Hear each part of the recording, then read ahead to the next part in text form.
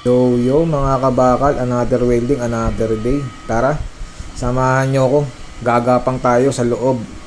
For today's video, dito tayo sa loob maghihinang mga kabakal.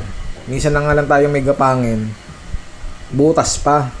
Kaya yan mga kabakal, kita nyo naman, di ba? Talagang literal. Gapang.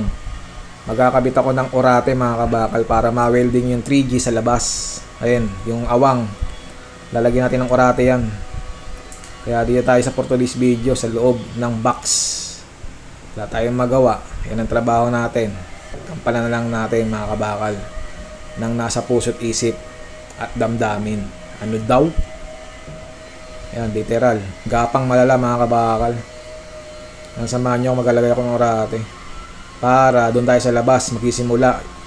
Ipopulweld natin yan. Yung labas niyan, yung 3G. Tapos pag na-pulweld na natin, papasok tayo sa loob ulit.